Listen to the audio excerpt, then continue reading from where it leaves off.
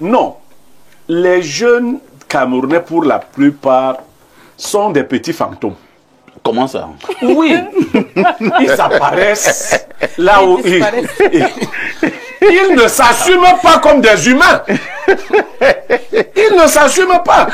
Comment, si tu n'es pas sorcier, comment tu peux te lever? Parce qu'on t'a donné 2000 ou 3000. Et un t-shirt. Et un t-shirt. Tu t'en vas marcher sur le soleil. Et la pluie. Et la pluie. Comment tu fais ça? Nous parlons du vote des jeunes au Cameroun en nous posant la question, celle de savoir si le vote des jeunes est déterminant au Cameroun. Et nous l'avons dit en ouverture, en octobre prochain, se tiendra une élection présidentielle en République camerounaise. L'année prochaine, nous aurons également une élection législative et une élection municipale. Compte tenu de ces grands rendez-vous politiques au Cameroun, avez-vous l'impression que la tranche d'âge qui concerne justement la jeunesse soit déterminante dans le cadre du vote? Astrid Bissa, au niveau des réseaux sociaux et même au niveau des médias, on voit de plus en plus une catégorie de jeunes qui présentent, qui déclarent leur candidature, même s'il faut dire que pour le cas du Cameroun, il y a un arbitre, il s'appelle M. Elekam. Il revient à lui de valider la candidature. Ce ne sont que pour l'instant encore des déclarations de candidature. Alors, ne fût-ce que pour cet engouement-là, il est à féliciter, ou alors on doit également regarder ça de manière méticuleuse en se disant, est-ce que c'est vraiment des vrais jeunes? Qu'est-ce que je mets ici dans vrais jeunes? Parce que j'allais ajouter qu'il y a aussi des fanfarons, il y a des plaisants. Vous avez compris ma question. Alors, je voudrais pas mettre la charrure avant de mettre les bœufs.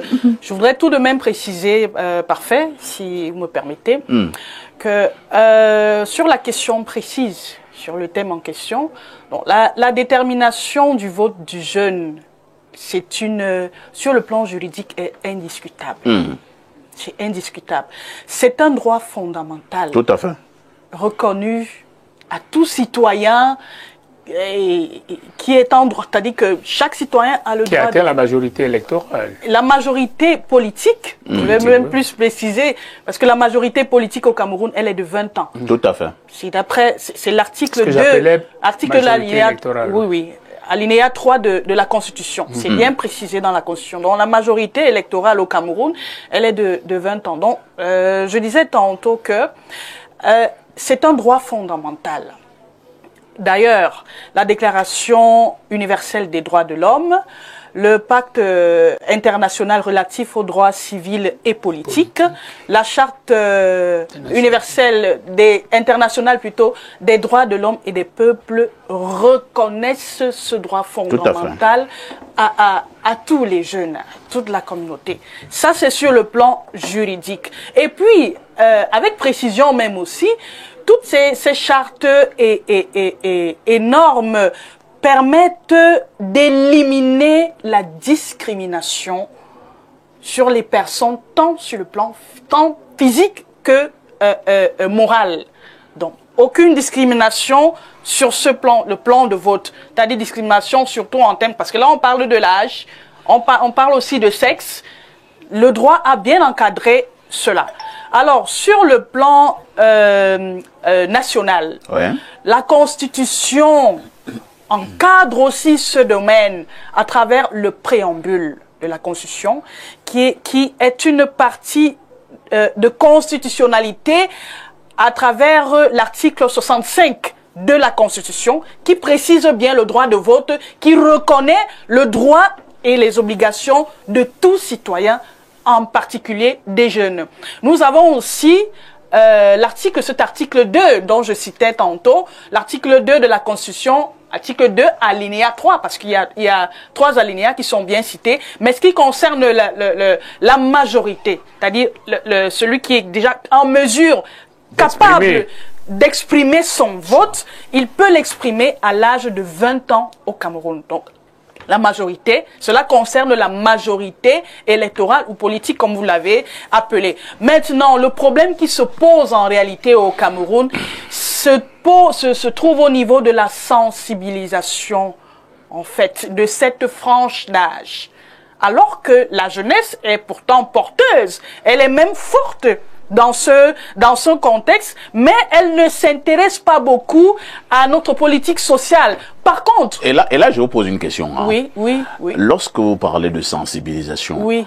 Vous pensez qu'il revient à d'autres personnes de venir sensibiliser la jeunesse? Si on devrait encore la sensibiliser, est-ce que ce n'est pas la preuve de ce qu'elle n'a pas encore pris conscience?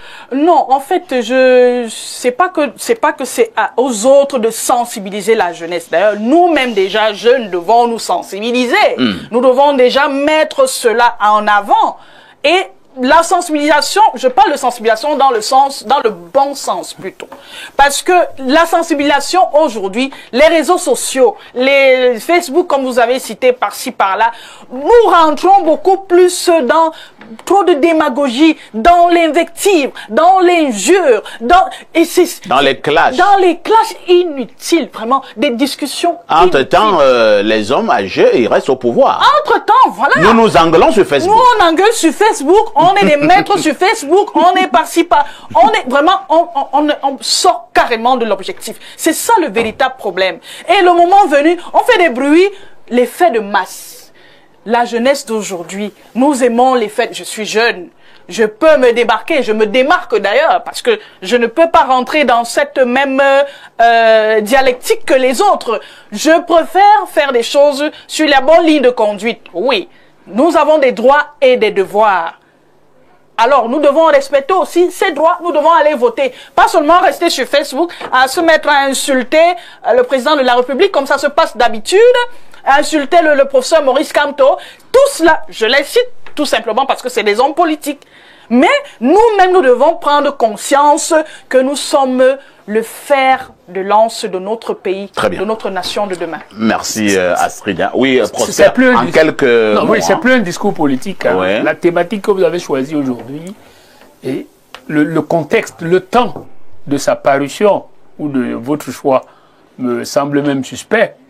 Je me suis dit, mais comment est-ce que Parfait peut rapidement comprendre que c'est ce type de thématique qui devrait commencer à apparaître au mois de mai? Je le dis avec précision parce qu'en juin, on est entré dans la convocation de corps électoral. Et certainement, à parce ce moment que précis, je maîtrise les enjeux. Je suis heureusement, un influenceur. c'est ça qui m'a encouragé à répondre très rapidement par l'affirmative à l'invitation. De toutes les façons, c'est la principale problématique. Très bien, merci. C'est la frange d'âge qui va inverser ou non la tendance. C'est clair. Pierre Blériot, c'est la tranche d'âge qui va inverser, oui ou non, la tendance. Voilà pourquoi je reviens toujours sur cette question redondante. Oui. Est-ce que les jeunes ont conscience de cela? Alain Douk a donné les statistiques tout à l'heure. 72, 70 de la population. Les éléments sociologiques. Alors, comment comprendre dans un pays où vous avez la majorité de la population, cela signifie que vous avez la majorité du vote. Est-ce qu'il faut donc comprendre que, bon, les jeunes votent souvent majoritairement pour les vieux, permettez que ce soit brutal comme ça, ou alors les jeunes ne vont pas souvent voter, ou encore on ne tient pas compte du vote des jeunes? Bon, j'ai beaucoup de questions. Hein. Oui. Je suivais une maman faire un reproche à sa fille.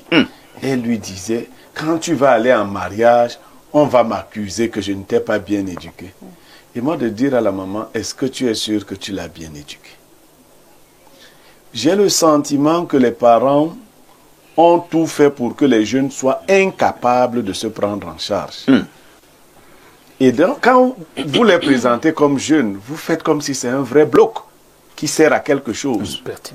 Je vais à un congrès de famille et je me rends compte que dans notre congrès de famille, les jeunes de Douala sont arrivés à Boumiébel. Leur transport a été payé par un papa. Tous. La main qui donne dirige. Et je leur dis que c'est indigne. J'étais très jeune. Je leur dis que c'est indigne que vous ne soyez pas capable de payer le transport. Le transport de Douala à Yaoundé, à Boumiébel, et que ce papa vous prenne en charge. Vous savez ce que ces jeunes faisaient dans la commission jeunesse? Non. Tout ce qui se disait là, ils allaient demander à ce papa son accord. C'est normal. J'ai clashé avec eux. Aujourd'hui, ce papa et moi, nous sommes comme ça. barré-collé. Tous sont encore en train de chercher comment. Et vous savez pourquoi ce papa me respecte? Non. Il est là, il nous écoute. Il me dit, mais qu'on m'a dit que tu fais de grandes choses. Hein. Ah, voilà. Ah ben, à l'époque déjà, je refusais cette forme de vassalisation. D'être éternel assisté. Oui, les jeunes aiment se vassaliser. Et il disait que tu sais pas, on fait le programme, là, il va mettre 10 millions dans l'affaire. Vous voyez, alors vous pensez que si je dois voter, je vais choisir un de ces jeunes qui raisonne de cette façon-là? Parce que moi, on dit souvent, mais combat les jeunes, je combats les jeunes. Je combats quel genre de jeunes? Je vous dis, ouvrez les yeux pour voir la nature des jeunes qui viennent se présenter. C'est des jeunes fabriqués par les vieux. C'est ça. Vous comprenez? Donc, les jeunes qui soutiennent les vieux. C'est des vieux en fait. Non, qui se font Ils sont même plus dangereux que les vieux. Parce que si on leur donne le pouvoir, comme ils sont encore jeunes et qu'ils vont durer, s'ils ont, par exemple, le sang de la famille de Paul Biya, là c'est grave, c'est-à-dire des gens qui ne meurent pas. Et tu leur donnes le pouvoir maintenant, tu en as pour 50 ans encore, mais c'est la catastrophe. C'est-à-dire, ils imaginent remplacer les vieux pour venir faire la même chose, sinon pire. Nous avons été tous dans les universités. Ouais. Vous voyez les doyens et les recteurs soutenir les jeunes qui allaient dans le sens des vieux. Ouais. Donc les jeunes qui sont là ne veulent pas se distinguer. S'ils avaient compris les vrais enjeux, est-ce qu'ils demanderaient aux vieux de les placer comme Alain Dou dans les instances? Vous êtes 60, 70%. Vous demandez aux gens qui sont... Vous les suppliez. Vous les mettriez ou pas. Sauf que je vais sortir par là. La jeunesse n'est qu'un état qu'on a appelé à dépasser. Tout à fait. Il faut donc créer des passerelles. Oui. Il faut créer des ponts. Il ne faut pas rompre. Ça veut dire quoi? Moi qui vous parle aujourd'hui, moi j'aspire à être candidat à l'élection en 2032. Je l'ai déjà dit. Ouais. Et ce n'est pas une rigolade. On va te pas de la plaisanterie. C'est pas de la plaisanterie. Mais ça se prépare. Or, en 2032, je ne serai plus vraiment jeune. Hein. C'est clair. Je ne serai plus vraiment jeune. Et alors, mon programme politique ne peut pas être là, jeune. Si les jeunes veulent prendre le pouvoir, ils doivent se lever et se former. Ils doivent s'engager et être des modèles éthiques. Parce que ce qui est dangereux, c'est que quand vous avez un jeune qui est malhonnête, plus il vieillit, plus il devient un vieux con. Et bon, ne vous dites pas que quand il va devenir plus vieux, non. Donc, si plus jeune, vous n'avez pas pu vous discipliner, vous n'avez pas pu maîtriser votre pensée, ce n'est pas plus vieux que vous le ferez. Nous avons donc un grand travail de conscientisation. Vous avez vu le dernier mouvement quelque part, 100 000 jeunes derrière le président Paul Biya. Derrière le président Paul Biya. Bon, quelqu'un m'a demandé sur ma page Facebook, est-ce que les jeunes du RDPC aussi ne sont pas les jeunes? Un autre lui a dit que les jeunes du RDPC sont qu'est-ce qu'il a dit? Quelque chose pour dire que c'est des sorciers, des choses comme ça. Non. Les jeunes Camerounais, pour la plupart, sont des petits fantômes. Comment ça? Oui. Ils apparaissent là où ils ne s'assument pas comme des humains. Ils ne s'assument pas. Comment, si tu n'es pas sorcier, comment tu peux te lever? Parce qu'on t'a donné 2000 ou 3000. Et un t-shirt. Et un t-shirt. Tu t'en vas marcher sur le soleil. Et la pluie. Et la pluie. Comment tu fais ça? Astrid, nous avons déjà décrit un tout petit peu certains jeunes au Cameroun sur le plan politique qui n'arrivent pas à s'assumer, et cette écrasante majorité des jeunes qui ne prend pas conscience de leur force, de leur impact lorsque nous parlons de politique. En tout temps quand même, tant que la jeunesse aura faim, est-ce qu'elle ne sera pas quand même fragile? Est-ce qu'elle ne sera pas fébrile? Parce que voyez-vous, moi j'ai souvent assisté aux réunions dans nos villages et dans d'autres endroits au pays. Vous voyez, une élite, ce que nous appelons élite, arrive au village en week-end. Il est ministre, il est DG, il a un grand poste dans l'administration. Il garde son gros véhicule. Et les jeunes accourent. Entre-temps, on le donne un peu à manger. Il dit, bon, tel, fais-moi la liste là, pour ceux qui veulent entrer dans l'armée. On commence à faire une liste, et tout, les jeunes qui veulent entrer dans l'armée. Je prends seulement ce cas de figure. Alors, est-ce que c'est facile? Lorsque quelqu'un a cette position-là, il peut vous faire entrer dans l'armée, il peut vous faire entrer à l'école normale, il peut vous faire entrer je ne sais pas moi où. Est-ce que ce ne sont pas également ces petites stratégies qui fragilisent les jeunes? Lorsque quelqu'un, l'autre jeune, va venir encore dire à celui qui écrit à son nom pour entrer dans l'armée, lui dit non, attends, c'est pas ça le projet. Il faut d'abord que nous proposions notre idéologie. Celui qui veut entrer dans l'armée va dire mon frère, laisse-moi tranquille. Continue dans ta philosophie, moi, il va aller dans l'armée. Donc, le jeune commence à combattre l'autre jeune. Est-ce que c'est facile tant que certaines élites auront la même mise sur la jeunesse par rapport à ces petits, entre guillemets, avantages? Parfait. Je vais répondre en tant que jeune que je suis et jeune qui se cherche encore dans la vie. D'ailleurs, même si on est vieux, on a toujours besoin... au fur et à mesure qu'on a même de l'argent, les problèmes augmentent, les besoins augmentent. Donc, la réponse à cette question est que nous pouvons sortir de cet engrenage. Je m'explique. Il faut être un esprit libre. Quand je dis être un esprit libre, c'est quoi? C'est-à-dire que dire ce qu'on pense, ne pas être influencé, ne pas être corrompu.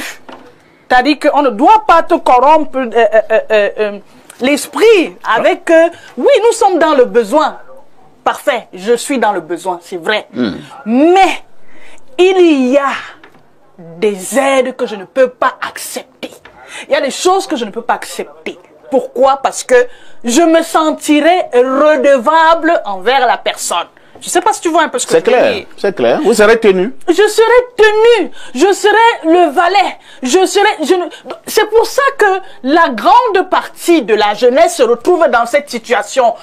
Parfait, vous le savez, comme tous ici, que je n'ai pas le milliard. Mais vous avez votre dignité. J'ai ma dignité. Je garde ma personnalité. Je garde mon langage. Je ne suis pas influencé par X ou Y. Si je dis ceci, on va me couper les vives. Coupe-moi les vives. Est-ce que mes mains sont coupées? Mes mains ne sont pas coupées. Donc vous demandez aux jeunes de résister. Je demande aux jeunes de compter d'abord sur nous-mêmes, sur soi-même. Il y a des petites aides qui vous caporalisent. Oui, je refuse pas. Les aides, c'est pas mauvais. Mais il y a d'autres qui... L'aide peut arriver. Il y a d'autres qui vous tiennent. Parfait, l'aide parce que si l'élite du coin a eu à me mettre à l'école normale, est-ce que je pourrais encore me mettre devant cette élite? Parfait. Justement, l'aide peut arriver. L'aide, c'est même normal, c'est une bonne chose. Mais l'aide, pour moi, arrive comme une surprise agréable. Mais je ne dois pas me mettre dans la peau ou dans la posture d'un enfant qui attend automatiquement que papa va faire ceci, maman doit faire cela, et puis je reste clampé et attendre qu'on va venir demander la liste.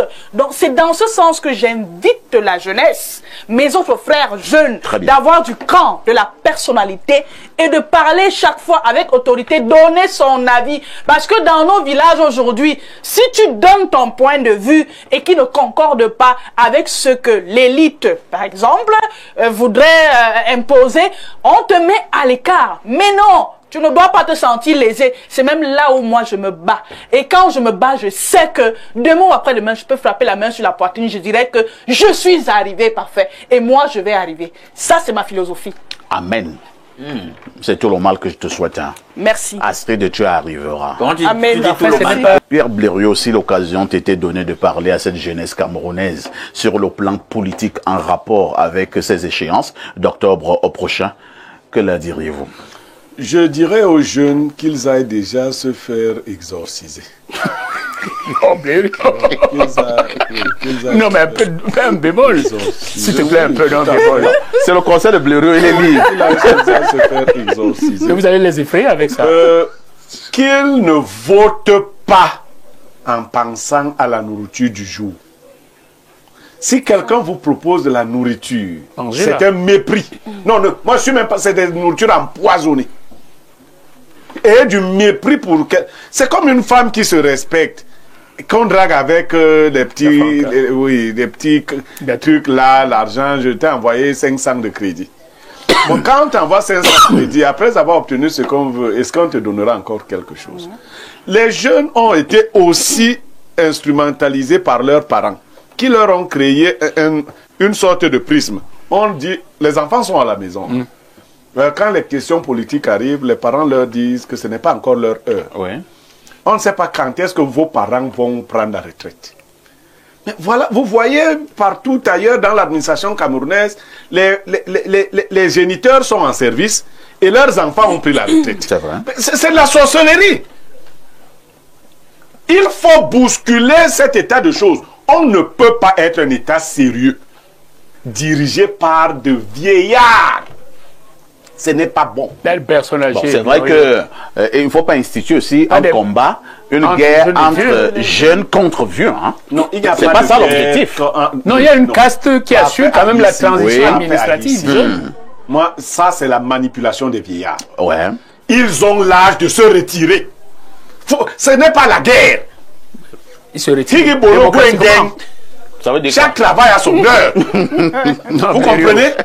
Ils ont travaillé, leur demander poliment de se retirer et de se reposer n'est pas entrer en guerre contre eux. C'est même éviter l'exploitation sénile. Ça, ça c'est éviter de torturer. Ça, c'est la maltraitance des personnes âgées. Mais ne vois pas ça comme ça. Ceux qui leur demandent de travailler, c'est à eux qu'il faut porter plainte. C'est la maltraitance des personnes âgées. On n'envoie pas les nénogénaires, les octogénaires travailler.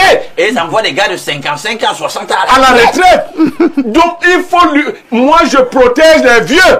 Je suis le soutien des vieux pour qu'ils se reposent. Qu'on arrête de maltraiter les vieux au Cameroun. Il faut lancer un mouvement contre la maltraitance des vieux. C'est compris, Blériot. C'est compris. Pour ton mouvement, lancer ce mouvement.